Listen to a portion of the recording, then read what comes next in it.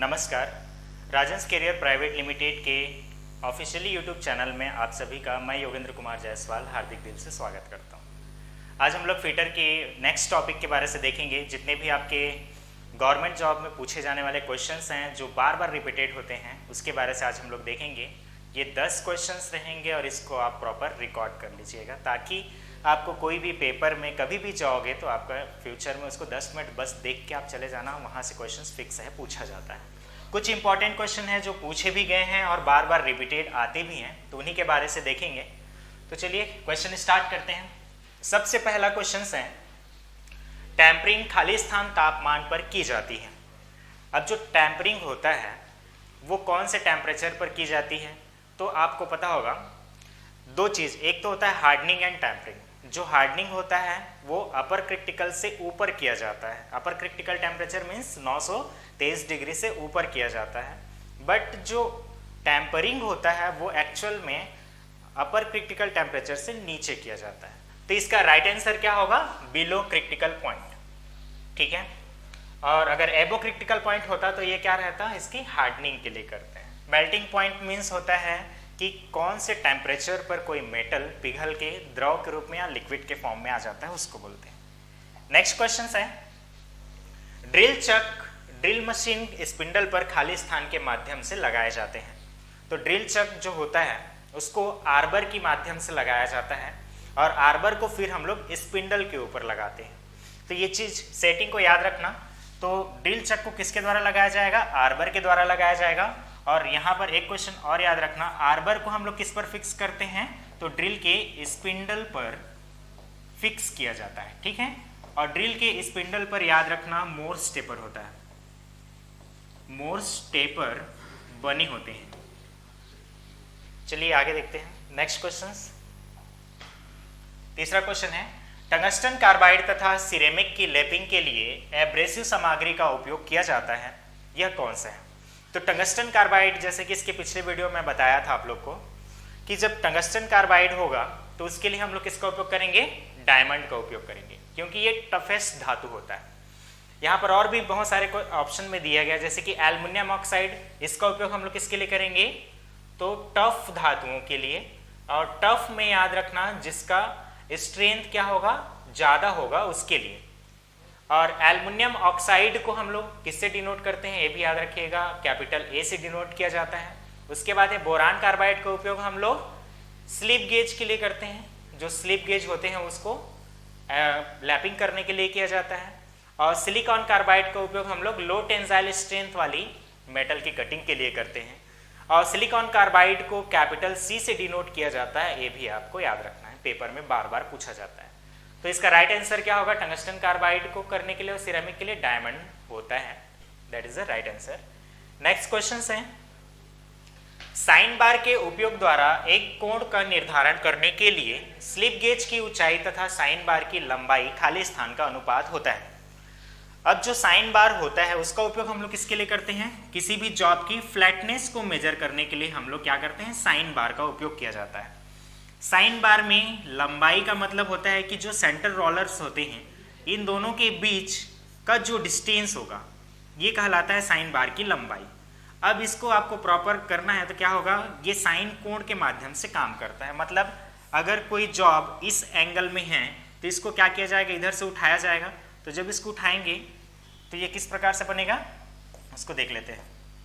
तो जब ये ऊपर आ जाएगा तो इसका हाइपोटेन्यूस इस प्रकार से बन जाएगा। तो ये कहलाता है आपका साइन, और ये साइन थीटा का वैल्यू इससे निकाला जाता है, क्योंकि साइन का मतलब होता है लंब बटे कर्ण। नेक्स्ट क्वेश्चन, इसका राइट आंसर क्या होगा? Sine theta. नेक्स्ट क्वेश्चन है, स्टील पैमाने के साथ स्प्रिंग टाइप बहिर्मापी कैलिपर का प्रयोग किया जाता है, कैलिपर की परिशुद्धता होती है। अब जो आउटसाइड कैलिपर या इनसाइड कैलिपर जो होते हैं वो एक्चुअल में क्यों उपयोग किया जाता है? कि इनसाइड डायमीटर को चेक करना हो या फिर मार्किंग करना हो तो उसके लिए हम लोग इनसाइड कैलिपर का उपयोग करेंगे। बट यहाँ पर क्वेश्चन में बोला गया है कि आउटसाइड कैलिपर का उपयोग और उसका कितना लिस्ट काउंट होता है। तो आपको पता होगा कि जो आउटसाइड कैलिपर होता है वो जनरली क्या होता है? इनडायरेक्ट मेजरिंग टूल होता है। क्लियर है? इनडायरेक्ट मेजरिंग टूल होता है और इनडायरेक्ट मेजरिंग टूल की रीडिंग को लेने के लिए हम लोग क्या करते हैं, डायरेक्ट मेजरिंग टूल का उपयोग किया जाता है, जैसे कि स्टील रूल। तो स्टील रूल से अगर हम लोग इसका कैलिब्रेशन करेंगे तो जाहिर सी बात है स्टील रूल की जितनी शुद्धता होगी उतनी ही कैलिपर की हो जाएगी। तो स्टील रूल का जो लिस्ट काउंट होता है उसका होता है 0.5 mm। तो इसका राइट आंसर क्या हो जाएगा, 0.5 mm होगा। आउटसाइड कैलिपर की लिस्ट काउंट कितनी होगी, तो 0.5 mm होगी। नेक्स्ट क्वेश्चन है, निम्न में से कौन सा विकल्प सरफेस रफनेस ग्रेड N8 के रफनेस वैल्यू के मान को संकेत करता है? तो आपको रफनेस ग्रेड याद रखना है, N1 से लेकर के N12 तक का रफनेस ग्रेड पाया जाता है। N1 का वैल्यू भी पूछा जा सकता है, तो ये होता है 0.0025। ऐसे ही बढ़ते जाना है, आपको डबल डबल करते जाना है। N2 का वैल्यू होता है 0.050। उसके बाद में N3 का, इसी में आगे बढ़ते जाना है आपको 0.10, और उसके बाद में N4 का तो 0.02, फिर 0.04, ऐसे बढ़ते जाएंगे। तो N8 का जो वैल्यू आता है वो आता है 3.2 माइक्रोन में आता है, तो इसको याद रखिएगा। N12 का वैल्यू, आगे ये सब चीज़ रफनेस वैल्यू को भी पूछा जाएगा और कौन से ग्रेड में आता है उसको भी। तो एक चीज़ और याद रखना, N1 से लेकर के N3 जो होता है ये होनिंग एंड लैपिंग के लिए इसका उपयोग करते हैं। और होनिंग और लैपिंग की जो सिंबल्स है ये अपोजिट त्रिभुज से इसको शो किया जाता है, तो 4 अपोजिट त्रिभुजों से शो की जाती है। N3 से लेकर के N4 से लेकर के N6 तक ये होता है 3 त्रिभुजों से इसको शो करते हैं, और ये फाइन ग्राइंडिंग मशीन ऑपरेशन होता है। उसके बाद में 2 त्रिभुज को बोलते हैं हम लोग ग्राइंडिंग, और 1 त्रिभुज को बोला जाता है मशीन फिनिशिंग, और उसके बाद में ये वाला सिंबल जो होता है ये रफनेस ग्रेड को शो करता है।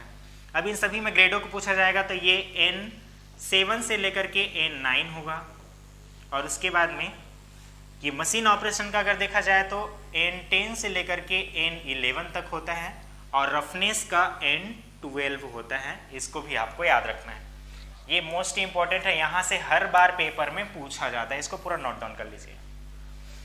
नेक्स्ट है, इनमें से कौन सा विकल्प कोल्ड चीजल का एक प्रकार नहीं होता है? कोल्ड चीजल आप लोग को पता होगा, जितने भी फ्लैट चीजल होते हैं, क्रॉस कट चीजल होते हैं, half round chisel, diamond chisel है ना, डायमंड पॉइंट चीजल बोला जाता है। तो कोल्ड चीजल तो सभी हैं, बट इनमें से एक प्रकार ऐसा है जो कि कोल्ड चीजल में नहीं आता, जो कि राउंड चीजल होता ही नहीं है, इसीलिए इसका राइट आंसर क्या होगा, राउंड चीजल कोल्ड चीजल के अंतर्गत नहीं आता है। कोल्ड चीजल का उपयोग हम लोग जनरली किसके लिए करते हैं, ठंडी दशा में या फिर कोल्ड कंडीशन में हम लोग मेटल की कटिंग के लिए हम लोग किसका उपयोग करते हैं, कोल्ड चीजल का उपयोग किया जाता है। और कोल्ड चीजल का जो एंगल होता है उसको भी याद रखना, 60 डिग्री होता है कटिंग एंगल। अब यहाँ पर बोला गया है फ्लैट चीजल का उपयोग किसके लिए करेंगे, तो फ्लैट सरफेस जनरेट करने के लिए। क्रॉस कट चीजल का उपयोग किसके लिए करेंगे, तो कीवे तथा स्लॉट बनाने के लिए किया जाएगा। हाफ राउंड का उपयोग किसके लिए करते हैं, तो आयल ग्रू वाले भाग को बनाने के लिए किया जाता है, ये भी इंपॉर्टेंट है। तो इसका राइट आंसर क्या होगा, flat chisel, sorry round chisel, यहाँ थोड़ा मिस्टेक कर देना। यहाँ इस जगह को पॉइंट आउट कर लीजिएगा, है ना, कितने सेकंड पे है उसको देख लेना। इसका राइट आंसर होगा राउंड चीजल। नेक्स्ट क्वेश्चन है, वर्नियर वेबल प्रोटेक्टर का वह भाग जिसका उपयोग कोण के मापन के लिए रेफरेंस बेस के रूप में प्रयुक्त होता है वह कहलाता है। अब वर्नियर वेबल प्रोटेक्टर का उपयोग हम लोग क्यों करते हैं, इसके पहले वीडियो में सब चीज को बताया था, अभी और एक बार बता देता हूँ। वर्नियर वेबल प्रोटेक्टर जो होता है ये किसी जॉब के एंगल को मेजर करने के लिए इसका उपयोग किया जाता है। वर्नियर वेबल प्रोटेक्टर से बहुत सारे क्वेश्चंस और पूछे जाते हैं, उसको भी आपको देखना है। वर्नियर वेबल प्रोटेक्टर का लिस्ट काउंट 5 मिनट होता है, इसको याद रखना। वर्नियर वेबल प्रोटेक्टर के वर्नियर स्केल के एक भाग का मान, अगर एक भाग का मान बोला जाएगा तो इसको भी याद रखना 115 मिनट या फिर 1 डिग्री 55 मिनट होता है। सिंपल अगर वर्नियर प्रोटेक्टर की बात की जाए तो इसका 1 डिग्री लिस्ट काउंट होता है। ये सारी चीज इंपॉर्टेंट है, यहाँ से बार बार पेपर में आपसे पूछा जाता है। यहाँ पर बोला गया रेफरेंस के रूप में, तो रेफरेंस के रूप में याद रखना स्टॉक का उपयोग किया जाता है, और जो स्टॉक होता है ये जनरली कास्ट आयरन से बनाए जाते हैं। चलिए नेक्स्ट क्वेश्चन देख लेते हैं। टेल स्टॉक बैरल में एक आंतरिक टेपर होता है। बैरल बोर में निम्न में से कौन सा मानक टेपर प्रदान किया जाता है? चूंकि टेल स्टॉक किसका भाग होता है? ये लेथ मशीन का भाग होता है, और लेथ मशीन में हेड स्टॉक और टेल स्टॉक दोनों में हम लोग मोर्स टेपर बनाते हैं। मोर्स टेपर बनाया जाता है, तो इसलिए तो डायरेक्ट आंसर इसका क्या हो जाएगा? मोर्स टेपर आएगा। और यहाँ से कुछ चीज याद रखने वाली बात है कि मोर्स टेपर जो होते हैं वो जनरली हेड स्टॉक और टेल स्टॉक दोनों में दिए जाते हैं। तो जो हेड स्टॉक है, हेड स्टॉक को हम लोग क्या बोलते हैं? लाइव सेंटर यहाँ पर उपयोग किया जाता है, इसको भी याद रखना। लाइव सेंटर का उपयोग किया जाता है, और टेल स्टॉक पर डेड सेंटर का उपयोग किया जाता है, इसको भी याद रखना। चलिए नेक्स्ट देखते हैं। क्वेश्चन नंबर 10, हीट ट्रीटमेंट प्रक्रिया में एनलिंग के लिए खाली स्थान की जाती है। अब एनलिंग जो होता है, यहां से बहुत सारे क्वेश्चन पूछे जाते हैं। एनलिंग का मेन पर्पस होता है कि जब हम लोग मेटल को क्या करते हैं, किसी स्ट्रक्चर को अगर हम लोग बनाते हैं, तो मान के चलो कि ये कोई जॉब है, इसका अगर आपको चिजल बनाना है तो इसको हम लोग फोर्जिंग ऑपरेशन करेंगे। फोर्जिंग ऑपरेशन करेंगे तो इसको क्या किया जाएगा? पहले गर्म किया जाएगा, गर्म किया जाएगा, उसके बाद में इसको हम लोग फोर्जिंग करेंगे तो हैमर के थ्रू उसको क्या किया जाता है? पीटा जाता है। तो बार बार जब हम लोग हैमरिंग करते हैं तो उस कंडीशन में उसका जो ग्रेन साइज है वो क्या हो जाता है? स्ट्रक्चर उसका हार्ड हो जाता है, मतलब कि ग्रेन साइज में डिस्ट्रॉय हो जाता है। मान के चलो कि ये कोई जॉब है, ये जॉब है, तो इसका ग्रेन स्ट्रक्चर मान के चलो कि ये इस साइज है, बड़ा बड़ा साइज का ग्रेन स्ट्रक्चर है। तो जब इस पर हैमरिंग किया रहता है तो ये इसका हैमरिंग की वजह से और ये क्या हो जाता है? ये बहुत बड़े बड़े भाग में कन्वर्ट हो जाते हैं, क्योंकि उसको जब टेम्परेचर को गर्म किया जाता है और फिर ठंडा किया जाता है, तो ठंडा करने की वजह से इसका ग्रेन जो है ग्रोथ हो जाता है। तो ग्रेन ग्रोथ होगा तो जाहिर सी बात है इनके बीच जो बॉन्डिंग है वो कम हो जाती है। तो ये बॉन्डिंग कम होगा तो क्या हो सकता है? हैमरिंग करने की वजह से टूट सकता है, या फिर आपको मशीनिंग करते समय ज़्यादा हार्डनेस का सामना करना पड़ सकता है।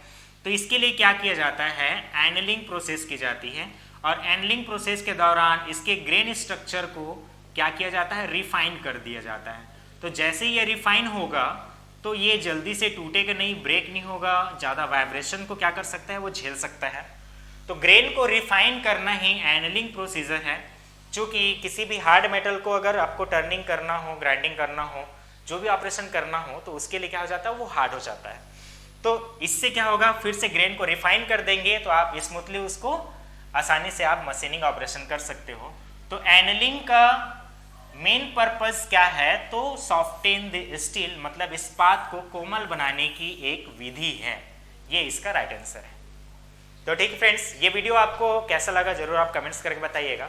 अगर कोई क्वेश्चंस समझ में नहीं आया है तो आप उसको कमेंट्स करिएगा, हम उसको रिप्लाई देंगे तुरंत।